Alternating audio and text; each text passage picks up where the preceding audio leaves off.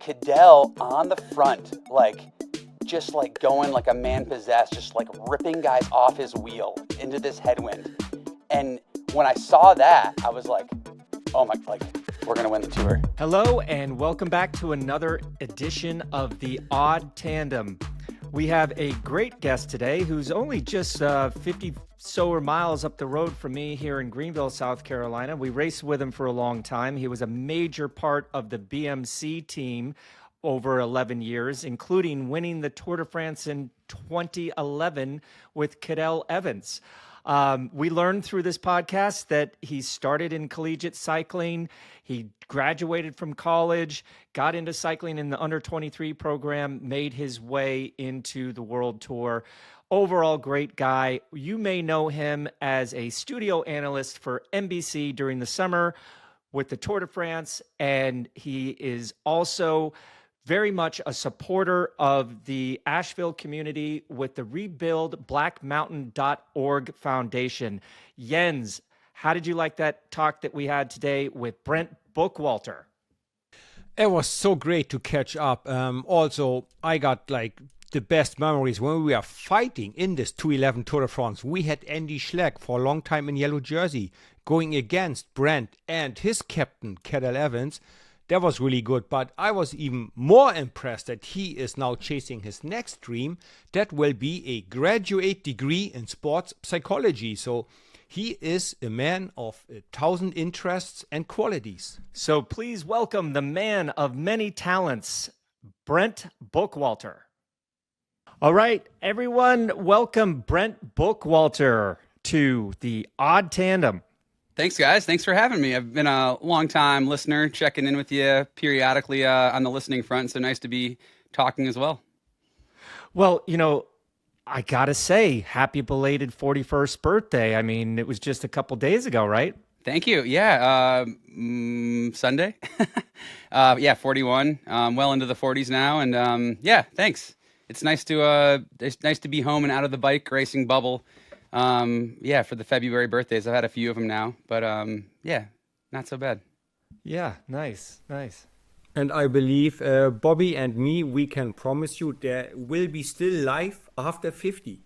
Because Bobby and me, we are 53. You guys make it look good. You guys make it look really good. I'm fortunate to have positive aging retiree bike influencers like yourselves to keep me honest. I know Bobby can still smack it around out there on the bike. I haven't ridden with you, Jens, since we've retired, but I know Bobby still keeps everyone honest. So yeah, I'm trying to stay in shape myself, but I don't know if I'm training as specific and hard as old Julik over there. No, that's fake news. I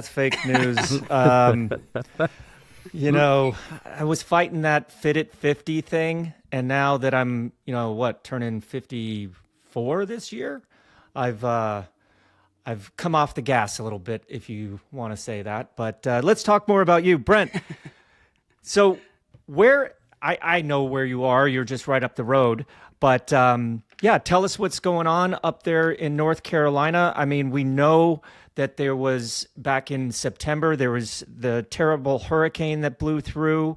How is the community up there recovering, and how are you guys dealing with everything up there? Yeah, Bobby, it's been a wild past few months recovering from the hurricane. We're just east of Asheville now in Black Mountain. We moved over here to the side of the area in August, so essentially right before the hurricane came through. There's huge variance within the region and the area in terms of effects and impact and immediate damage, and then also in terms of how the longer recovery story is playing out. I'll have glimpses and moments and days where I'm out on my bike or I'm in town and I look around and I think, hey, we're back to normal, nothing's changed. And then I'll have other moments, especially if I'm over by the French Broad River in Asheville, or if I'm on some of my favorite mountain bike or trail running trails, where it's surreal. It's like an apocalyptic scene still, where there's railroad tracks that are just spun and twisted and mangled, like the Hulk got a hold of them, or there's still a tractor trailer just up on its end in the riverbank. Buildings still blown out and filled with debris, and then obviously businesses that haven't recovered or won't recover, boarded up and closed down. So still I don't know, still like a frustrating and sobering in reality, but amidst that, definitely hope and inspiration and how, varying levels of the community have banded together and sort of fought back, but it's going to take a while. So you personally, were you and your house lucky enough to survive it, or you lost the house, you lost the roof, you lost half a house, or you were just lucky? Yeah, sort of less than half a house. We had a couple massive old red oak trees that came down and just smashed into our garage. So fortunately, the garage, not the house, but the garage is attached to the house. And, it's raining just cats and dogs like I've never seen it before. So pretty quickly, we got in a situation where the garage was taking so much water from all areas of our roof and the trees that were in it, that water's starting to come into our house. So it was a bit of a race against time there with my wife and our two little kids, kind of sweeping and bailing water and fighting the water back and rescuing the bikes in the garage. Of course, had to get those to good safety. Fortunately, no major damage to the bikes, but yeah, we were fortunate. All things considered.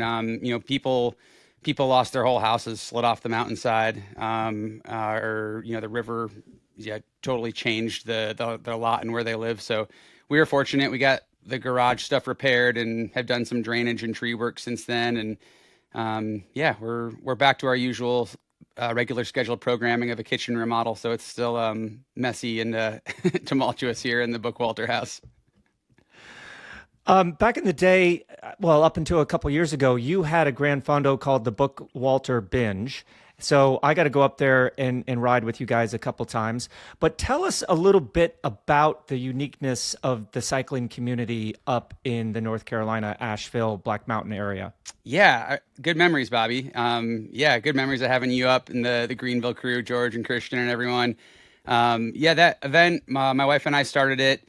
Oh, geez, it was like back in, I don't even know, 2013 maybe, 2014, really as a way to like connect with the local community and embed some roots for us here, because we knew we wanted to call this place home when I retired from racing.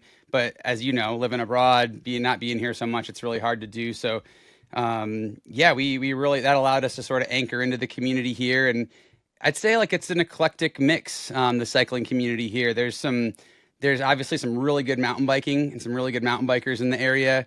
There is a road scene, although the road scene is a little disjointed, I'd say largely due to the terrain. It's so hilly and undulating here. It's really hard to have like a real cohesive group ride because you're just, whacking it up and down these steep climbs and twisty roads, some of which you rode on the binge. In that regard, like the same thing that sort of challenges the road cycling scene here is also what has really, led me to call this place home. And really like served to inspire my career and my riding, and just continues to make me feel alive and give back to me. And that's one of the reasons that going back to the hurricane, it was so, I guess, like the most personally traumatic sections of this hurricane recovery for me are the sort of loss of access to nature, to the outdoors. To me, that's like the greatest asset of the Asheville area. Any sort of bike riding community here we're in the heart of the Blue Ridge Mountains, the Southern Appalachian Mountains.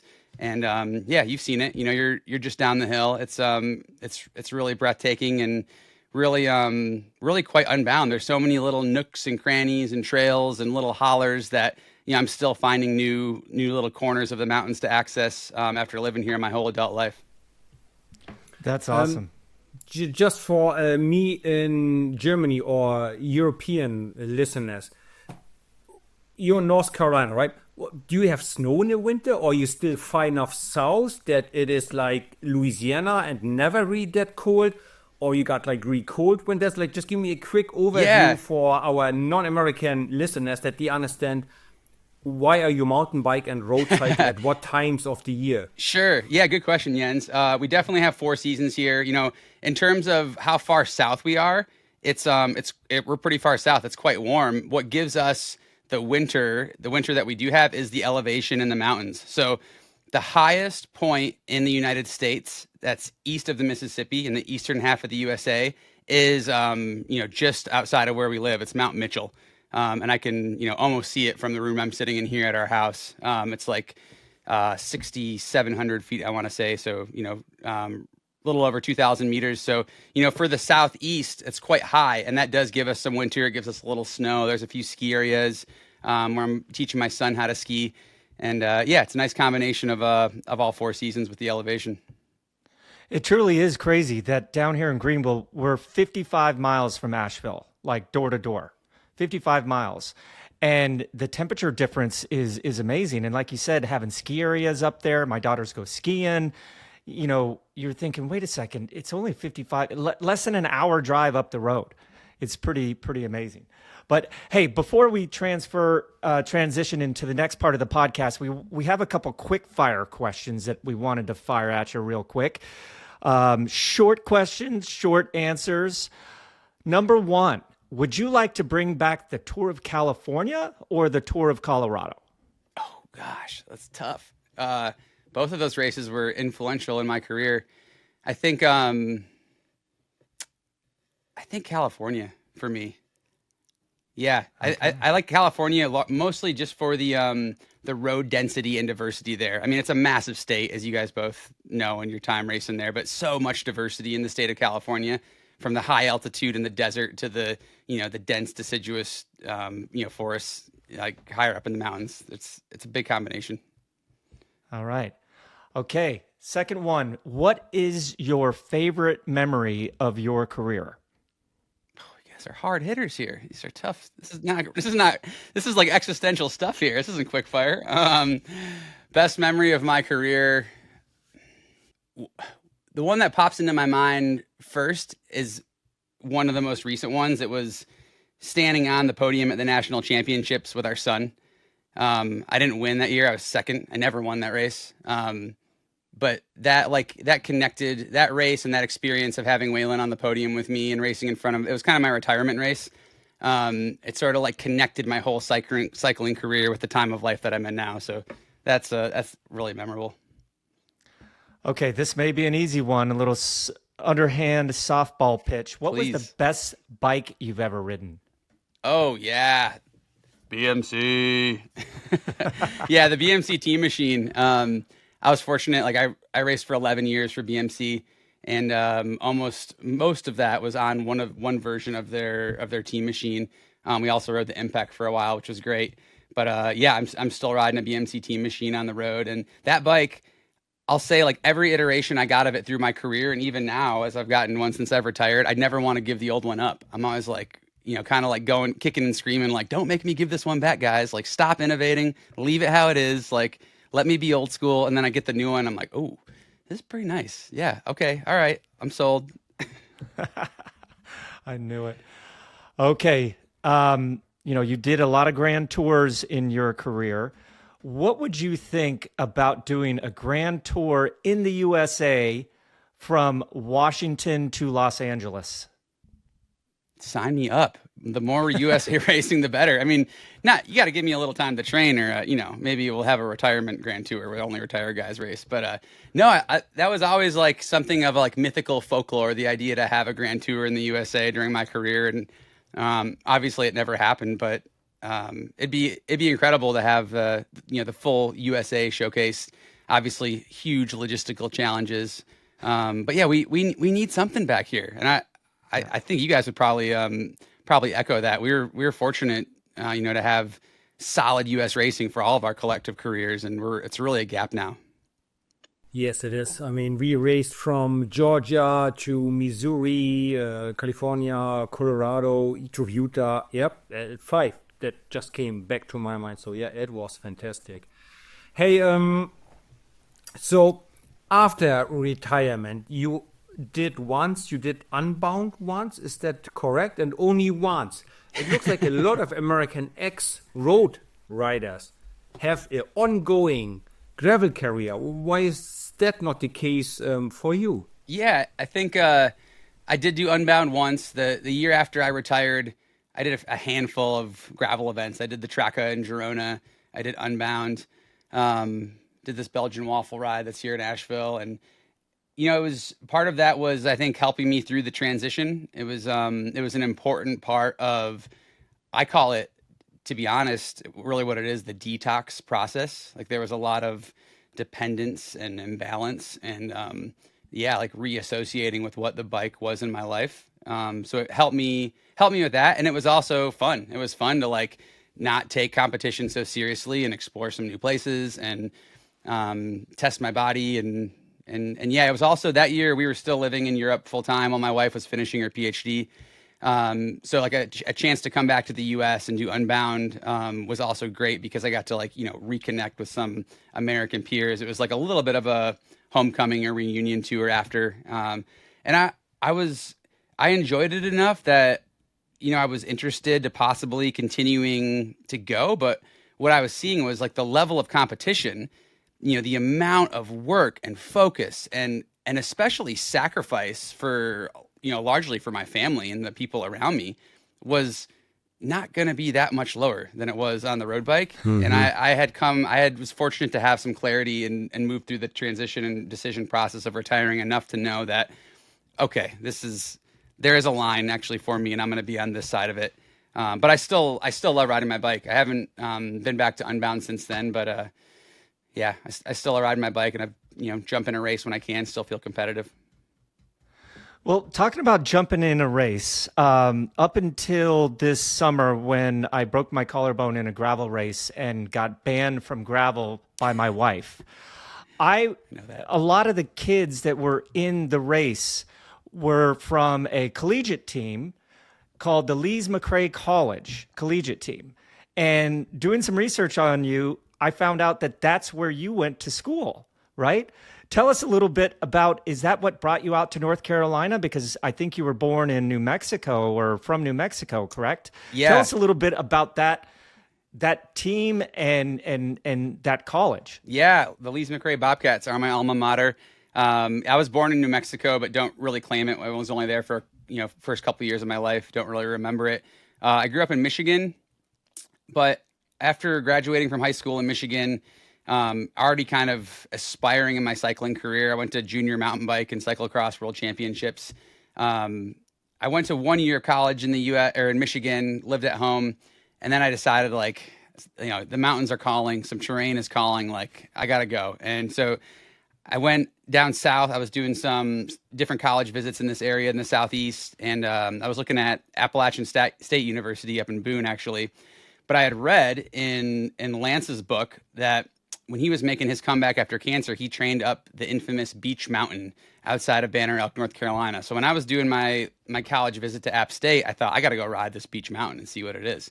And it was this like disgusting, rainy, drizzly, cold, wet day. My mom's driving behind me because she does the college visit with me, and she's yelling at me the whole time, "It's too dangerous, get in the car." And I'm like approaching Beech Mountain, and like in the mist, I see like this sign in the cloud that's like Lees McRae College, home of the Bobcats. I'm like, holy cow, there's a college up here? I didn't even know about it before then. So I do the climb, get in the car, make my mom happy, don't do the descent. And we stop at the college on the way down. And it's just so happens that they are building out their collegiate cycling team and offering scholarships. And they want to become national champions in the discipline of cycling. So yeah, after a little bit of deliberating and talking with the coach and the understanding that I was going to be part of really, building something, a culture and hopefully a legacy and tradition of excellence in cycling at this school, I jumped on and did 3.5 years there, finished my undergrad there, got a degree in biology, and was fortunate to be part of a lot of success for them with bike racing, and they continue to have a real strong collegiate program and have won a bunch of national titles since then. So most of our fans or your fans and viewers and listeners remember you from your BMC days. Just filling the gap from your college to making to Europe at the world tour level. What happened in these years or time between? Yeah, a lot, Jens. Yeah, so I was racing collegiately. I was also still had the chance to go race in Europe with the national team a little bit. And was progressing through these these short racing blocks at the U23 level with the national team in Europe. Very fortunate that USA Cycling gave me that opportunity, and was progressing, moving through, and was showing enough promise at the U23 races that was starting to catch some interest from some professional teams. Did a sort of like tryout training camp with Postal Service back in the day, and they were showing some interest in me. Had at the time crazy crazy trip with our, at the time, national team director, Noel. Went to Madrid and met with Johan Brunel in his house, and, bought my special shirt for it and was like, yeah, I'm going. Like, oh, this is going to be, I'm going to make it happen. I'm going to do it. And I'd sort of laid out a plan. I was going to graduate from school. I was going to race a year full-time with the national team. And then whether it was Postal Service or another pro team that was starting to show some interest, like that was my plan. I was going to go professional and make it happen. The bump in the road came in the spring of that year. We raced Tour California in 2007. I was one of 2 riders on our team to even finish the race. Go over to Europe, get into this European racing campaign. Really this is the first time I'm like even close to living life as a pro cyclist. College is done. I'm just focused on, I'm going to be in Europe all year, racing with the national team. And I smash into this light pole when racing in Belgium and explode my tibia. Nasty compound fracture of my tibia. And it was bad enough to where the doctors at the hospital called my parents and they said they would try to save my leg. They weren't sure. So I went from, thinking like I was on the doorstep to really being a true professional cyclist to like not even knowing if I was going to be able to walk really again. So that summer was really defining and formative. And I guess like my life, my value of bikes, cycling, adventure, endurance, like why I raced. I had to confront that question a lot, like why I wanted to race my bike. Why was this important to me? What did it mean to me? But the whole time I had this like this pull and this feeling like I'm not done yet. I have more to give. Like I have untapped potential. Like I want to see how far I can go. And I was really fortunate that BMC at the time was a team that was developing essentially from the continental, domestic professional level, aspiring to be a Tour de France team. And they were looking for U.S. riders. And I was fortunate that some of the national team medical staff, Dr. Eric Heiden, Dr. Max Testa, who were overseeing my recovery from my leg fracture, were also supporting BMC with the development of their team. And they sort of like vouched for me and signed off for me. And they said, yeah, I think like these injuries, we've got a handle on him now. He's going to come back.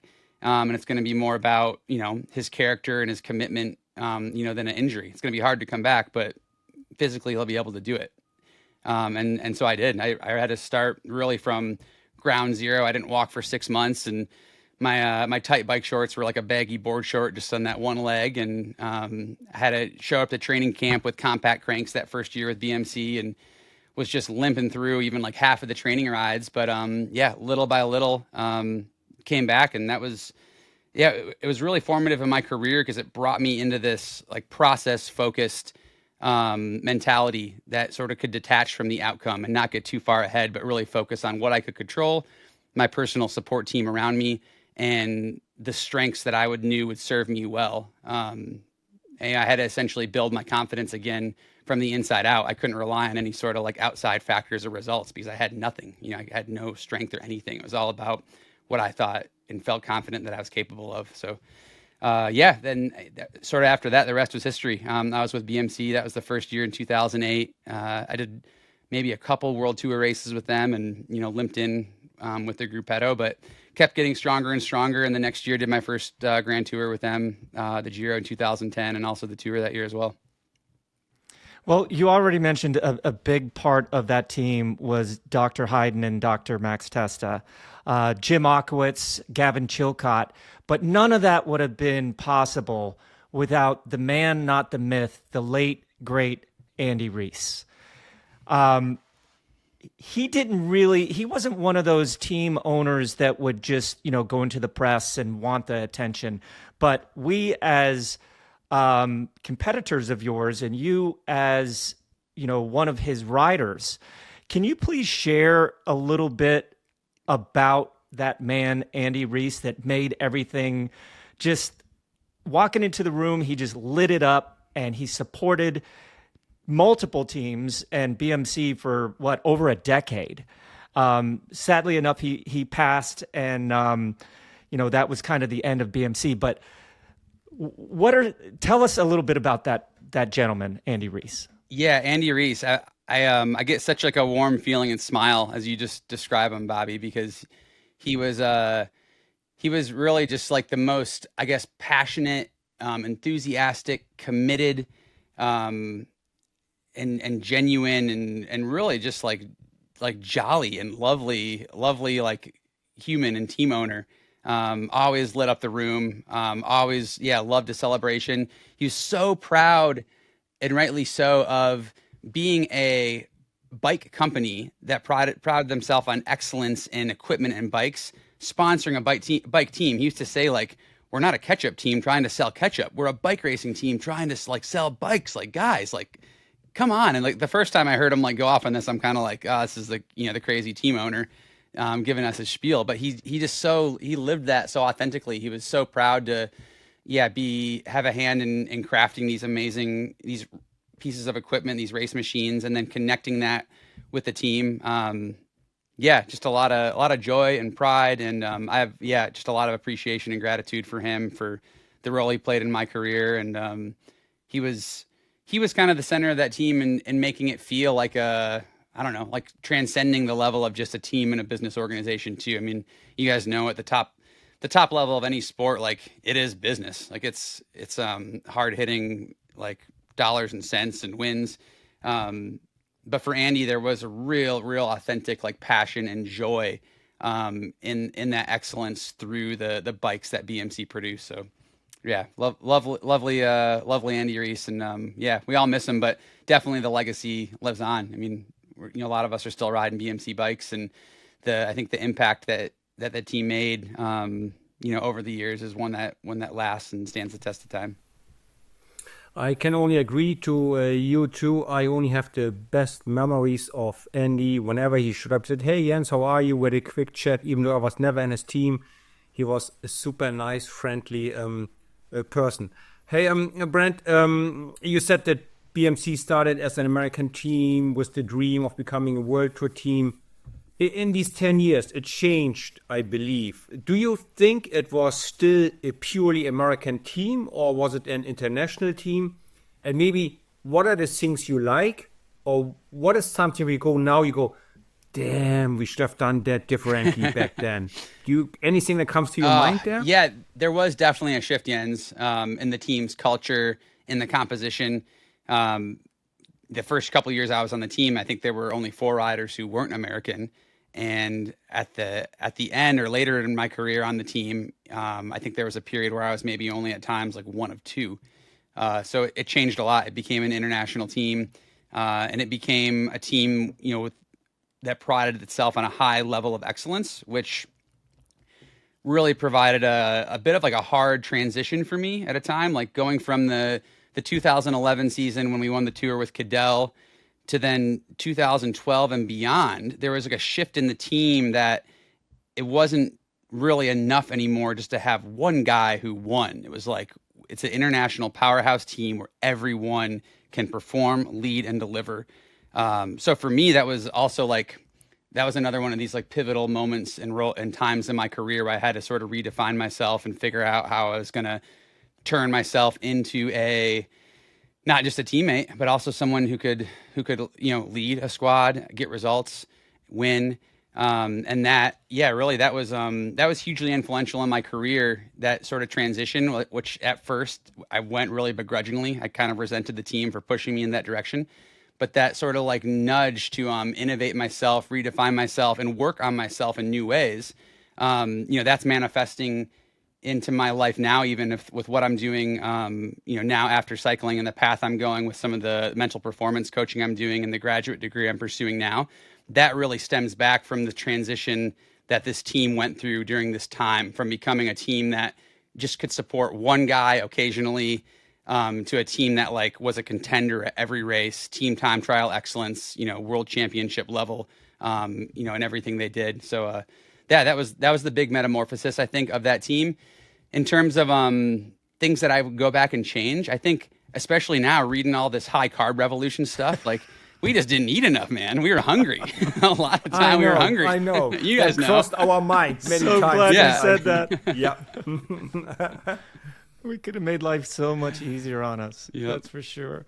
But yeah, tell me a little bit more about that season, the 2011 Tour de France. You were on the winning team supporting Cadel Evans, who only took the jersey, on the penultimate stage, which was a time trial, beating our friends, Frank and Andy Schleck, as well as overcoming Thomas Voeckler's big lead at that time. Tell us a little bit about the ups and downs of that, because, Cadel has been a guest on our podcast multiple times, and, he kind of keeps things close to his chest, doesn't speak so much about that. But you, as one of his teammates, and let me just say one more very important member of the team that I left out of that initial question, Noel DeJonker, right? Another fantastic addition, one of my favorite people. But that whole team came together and won the Tour de France. What was that like? I've never been on a Tour de France winning team, but it must have been quite a memory. Yeah, all-time memory, and still kind of surreal thinking back. I'd love to hear Jens's perspective on it too, because I think we were there bashing bars with each other, and he was in duty to Frank and Andy, and I was there and dutifully working for Cadel.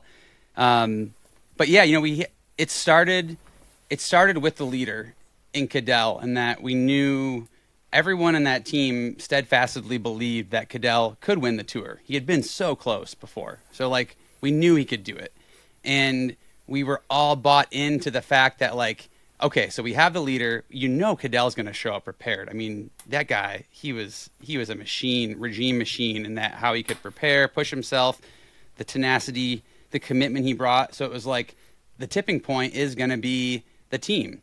And we also knew BMC still was a relatively young team. We didn't have all the best riders. I mean, the group of guys he had around him to climb was not anywhere near that as deep as some of the other contenders. So our strength was really going to be in our unity, in focusing on that process, that day by day commitment, execution, not getting too far down the track, not thinking about what's going to happen in Paris the third week, day by day.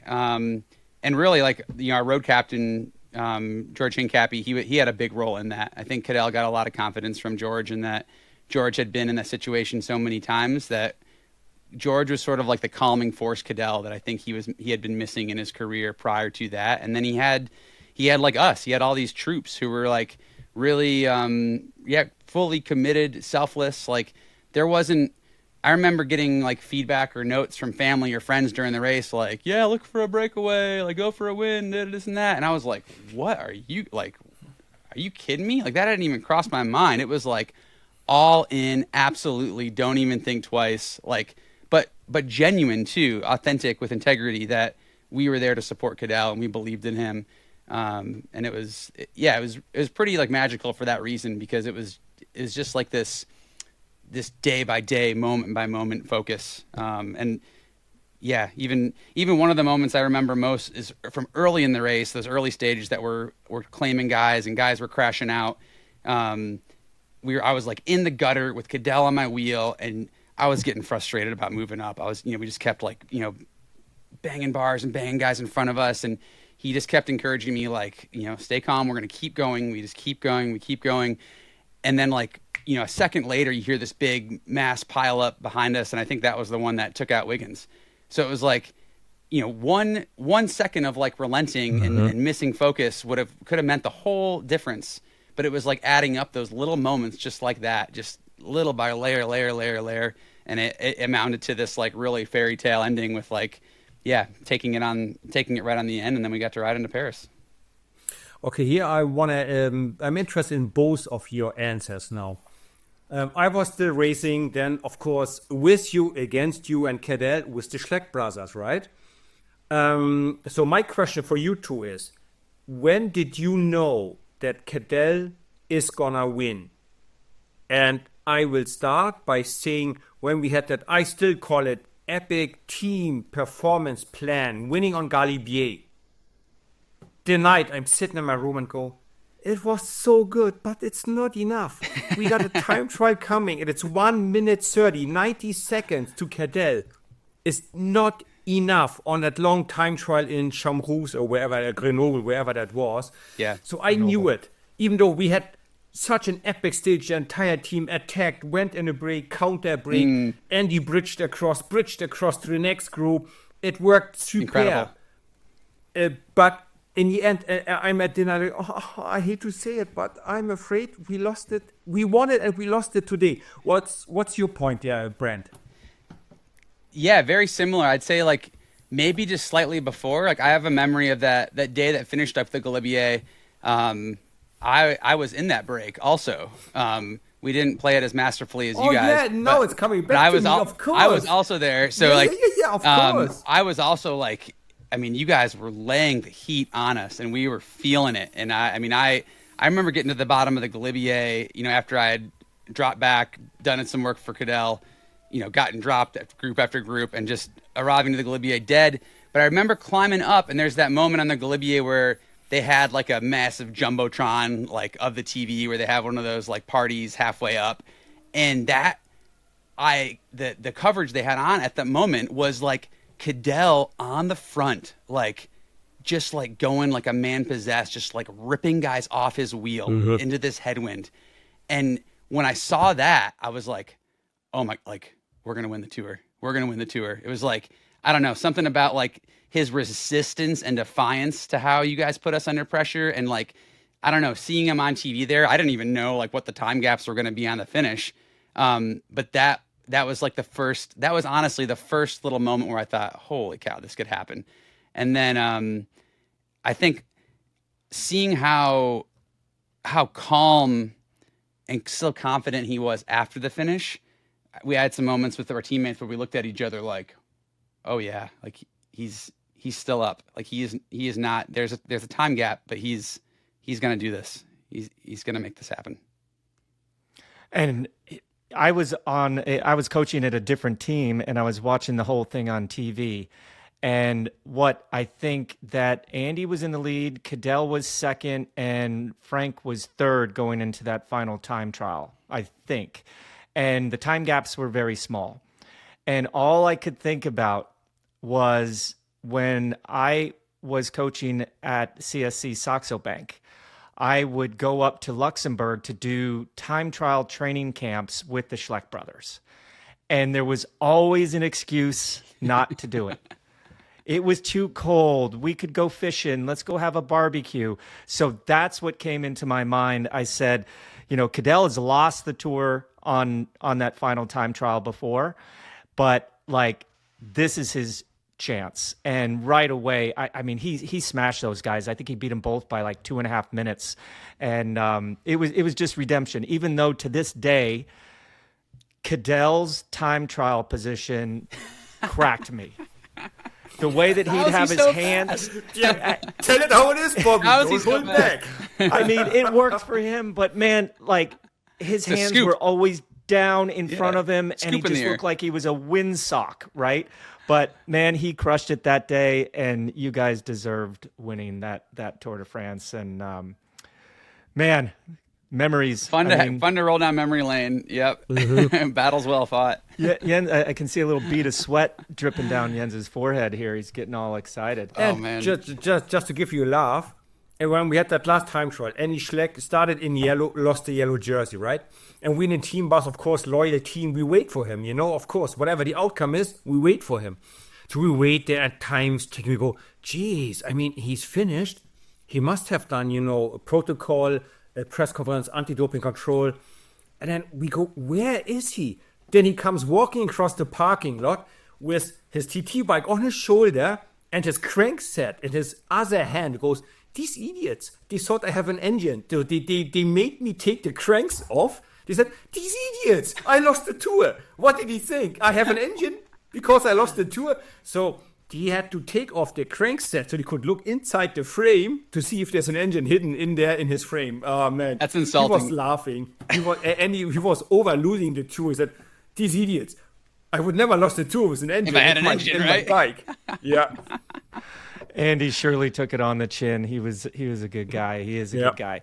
But let's transition to post-career. So you call the end of your career at the end of what, 2022? 21. And 2021. Yeah. And we're sitting around watching TV during the Tour de France, and there you are wearing a suit working for NBC Peacock. Tell us how that came about. and maybe a little bit of a glance into the run sheet of your day, because you guys are up early in the morning, right? Yes, yeah. Those are some long, hard yards during the Tour de France. Talking about the tour, just like it is riding. Yeah, that moving into the commentary booth in the studio. It started really the first year I was retired in 2022. Like I said, we were still living in Europe the whole year as my wife finished her PhD, but I had the chance to go to the tour and build some content with Flow Bikes. So we had a small team. It was myself and Gregor Brown and a videographer, editor, and we were a little 3-man hit squad that would, roll around. They had the rights to the Canadian coverage. So we'd do interviews with everyone, post stage, go get little bits and bops. It was really, it was fulfilling and exciting to see the race from that side. Like, I think when I retired, I was sort of like, good riddance. I've had enough of this. Like, I need some space from it. But to go back and see it from that side, and especially be media and be like in the finish line pen and see the guys come across the finish line and just see the intensity and the just, oh man, like when they crashed, like see the suffering in their faces and the anguish, but also the elation and joy of winning. I looked at them and I thought like, holy shit, like I did this, like this is nuts. These guys are crazy. Like, whoa, it's so much.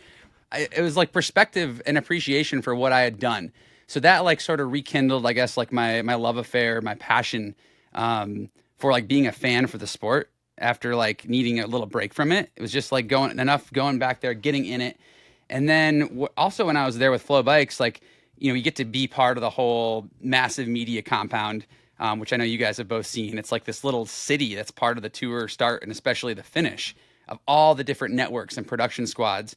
And I saw the NBC Peacock crew, and they like brought a squad. They were like, we're rolling around there with Flow. It was pretty fun, little 3-man hit squad in a car. But like, this was like a big team, like Tour de France level operation, which is, I was reflecting like, that's kind of what I miss about the tour. It was like, everyone's bringing their A game. You have like a bunch of like the best in the business, all going for this common goal.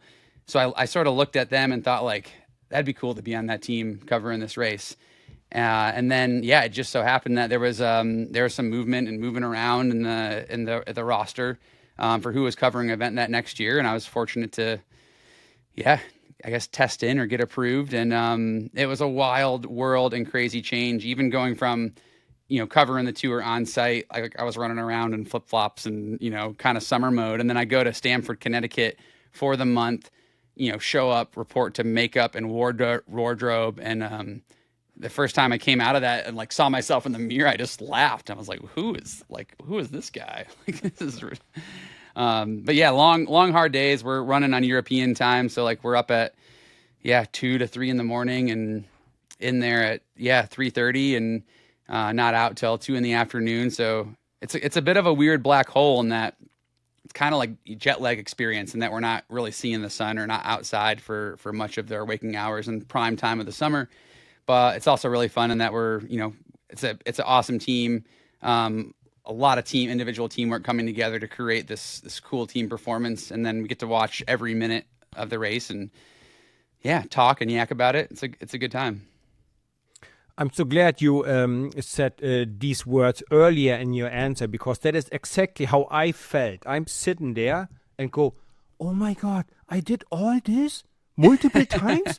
I mean, honestly, in my eyes now, everyone just reaching Paris is a hero, is Miracle. A proper, grown-up, serious cyclist. Yeah. This is, you go, oh my God, I know, like the pain, the ripped off skins and jersey, the joy and happiness when you win. You go, oh geez, I was part of that. I know. But my question is, now that you talked about being in Stamford, would you ever jealous on Christian van der Velde being hours on a motorbike, but being inside the race? You go, oh no, I'm happy here in my air-conditioned comfortable chair in the studio.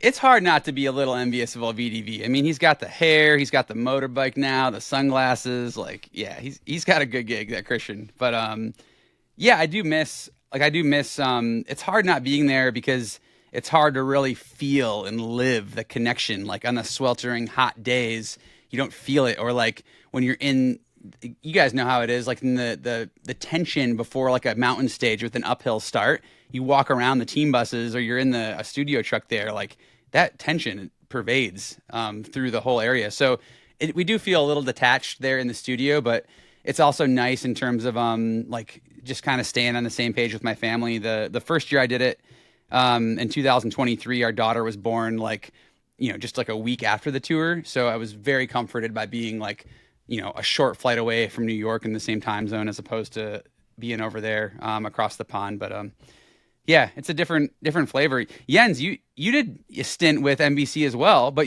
remind me, you were over there like in the field more than in the studio? Yeah, before COVID, we had a 65-person team. Yeah. 3 trucks, 5 vans, and another, whatever, maybe 10 normal cars to transport everybody. Awesome catering, great teamwork.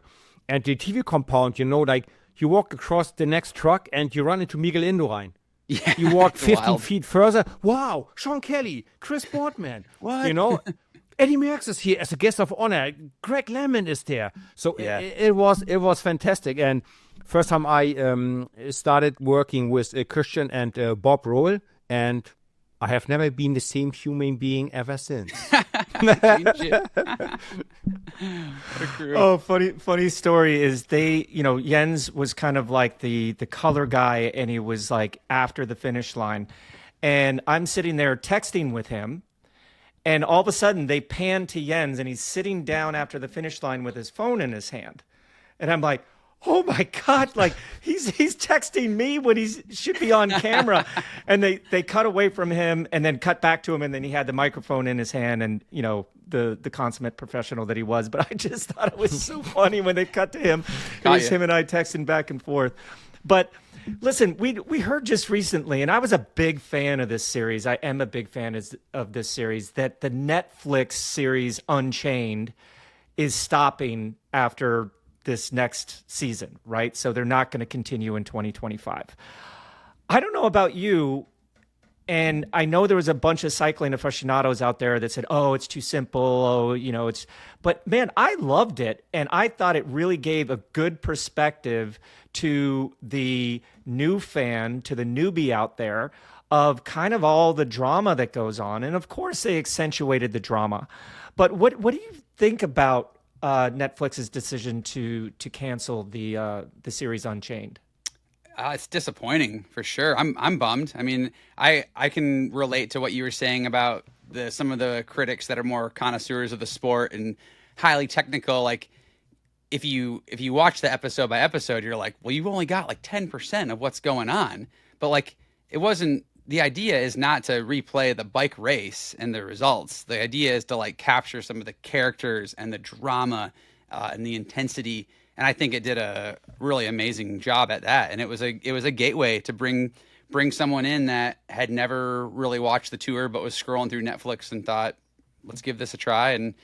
And disappointing, but also grateful that the sport was showcased in the way that it was for the few seasons they did. And who knows what the future holds. It kind of brings back the point that it is still like forever just a tough sport to cover. There is so much that happens with the team dynamics, the multicultural elements to it, the rolling circus, through hundreds and thousands of miles of countryside. Like we're still just like sort of limited by like how like modern technology, cameras and mics and storytelling can capture everything that unfolds. So I don't know, maybe it's good for all of us talkers out there. It gives us something to like talk about and some insight to shed that like the cameras can't catch. Maybe when they figure out a way to capture it all, then we'll all be swept to the wayside. Us talkers, that is a great bridge to my next question. Bring out the crystal ball. We are all experts. Crystal ball. Our podium, Tour de France.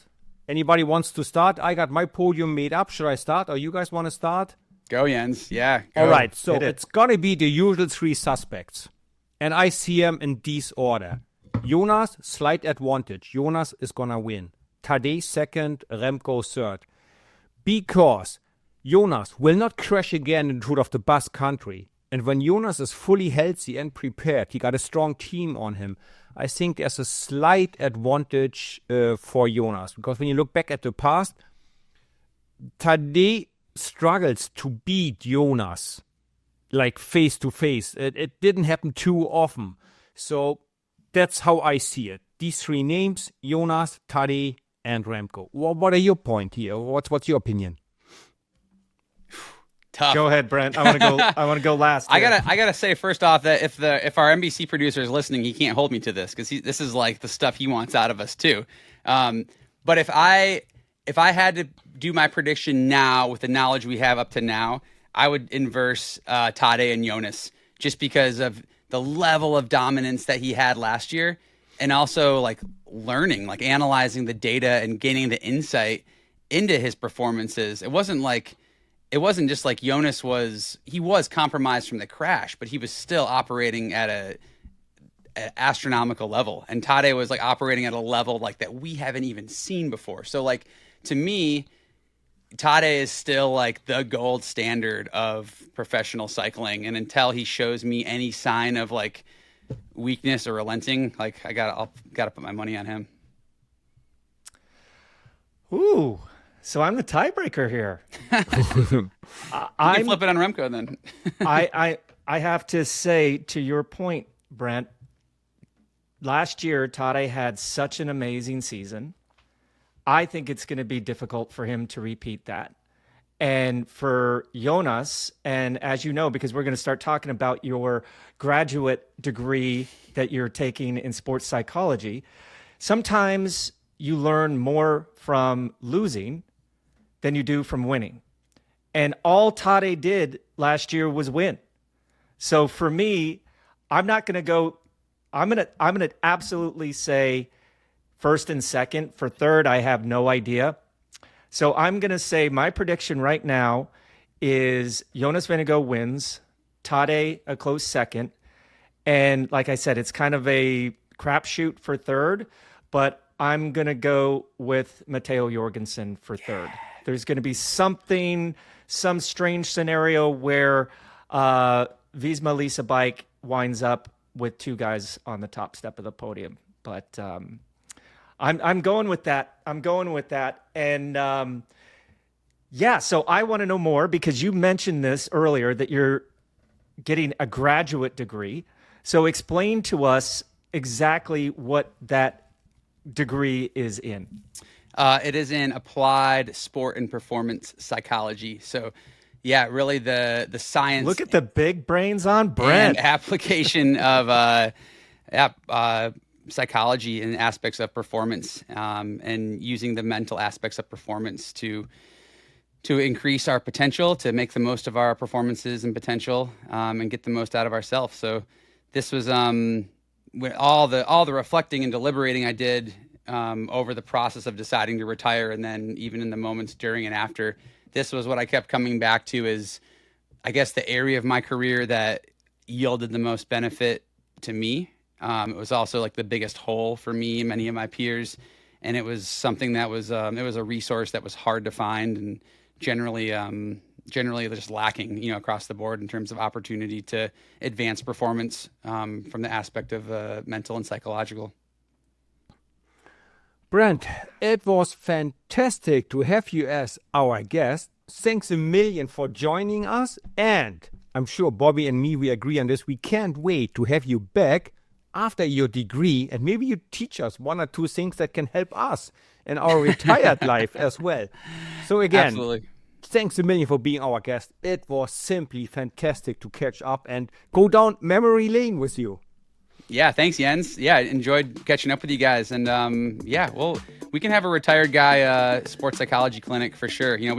Now that we're our physical levels declining, we got to be especially mentally sharp to keep up with these young whippersnappers out there, whether it's the Grand Fondos or group rides or the Strava segments we're hunting. Hey guys, thanks for listening again to the podcast. There'll be loads more content popping up here, including more great interviews with top guests like Brent. And please keep dropping your questions for us in the comments. And check our description below to find us on social media and Patreon to support our channel. like these great people.